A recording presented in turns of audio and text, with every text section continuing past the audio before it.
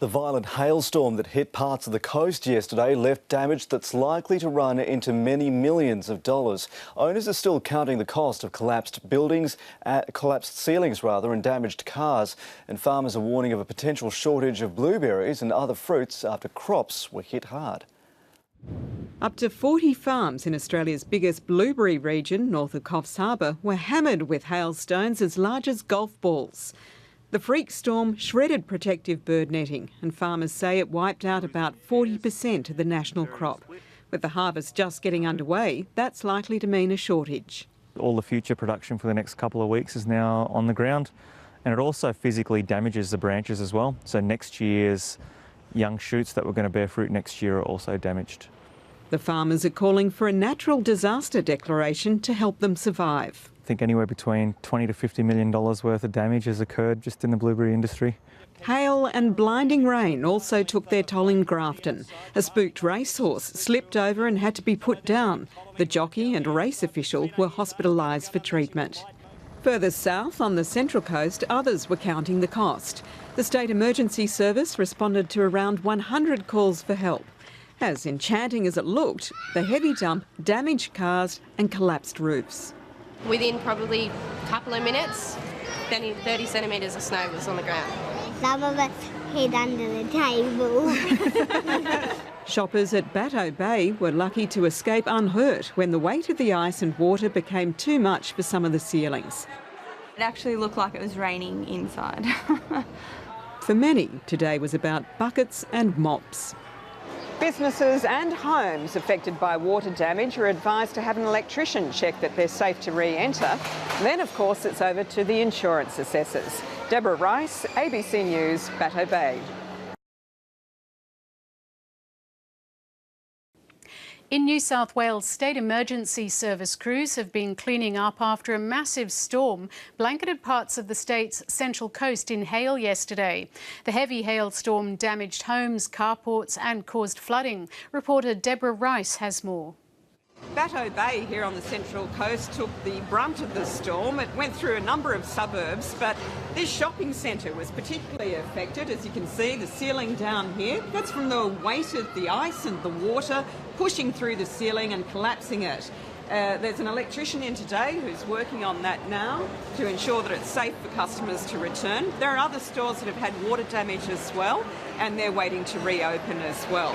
Outside this building, there were shade sails that were so heavy with ice that they'd actually dropped down onto the cars themselves, and they had to be pulled down overnight. In other areas in the suburbs around, there have been individual calls for help, about 100 calls for help the SES received. And that was mainly for damage like the collapse of carports where the ice, which in some spots was 10 to 30 centimetres thick, was too heavy for the structure. It also had the effect of pushing in ceilings, and so water was draining into houses as well. So people have been sweeping up and drying out today. And there were also a few rescues that had to be conducted by the SES, mainly because of the treacherous roads. There was ice on the roads, and of course the ice was also in the drains and in the gutters, and so the floodwaters were backing up, and that meant that there was quite a spread of water across many of the roads, and that has now cleared away today, of course, as the ice has melted. So the clean-up continuing, but mostly underway now. Businesses and homes that have been affected by water damage are advised to have an electrician check that they're safe for further operation. And then, of course, it will be over to the insurance assessors. Deborah Rice, ABC News, Batto Bay.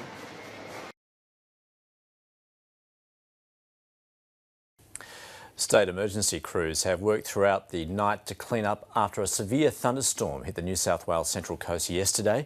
Heavy hail damaged houses, carports and caused flooding. Our reporter Deborah Rice is in Batto Bay. So Deborah, how's that clean-up going? Well, yes, the clean-up has been going through the evening and into the morning. Here at this particular store in the Batto Bay Shopping Centre, you can see the sort of damage that was done by the storm. It's the weight of the hail, essentially, and the water dripping through that's brought the ceiling out of this particular business. There are a few in this shopping centre that are the same. but mainly water damage. These guys are waiting for electricians to turn up to verify whether it's safe for them to continue operating here today and open again to the public. There are a few that have stayed closed.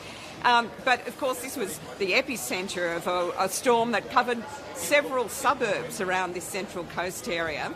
At this particular shopping centre they had to take down the awnings overnight, which had become loaded with hail and damaged and falling down, and there were spots right throughout the suburbs here where it was a similar picture. Of course, most of the damage was to things like carports, which weren't used to carrying the weight. In some spots it was 10 to 30 centimetres deep, looked like snowfields here.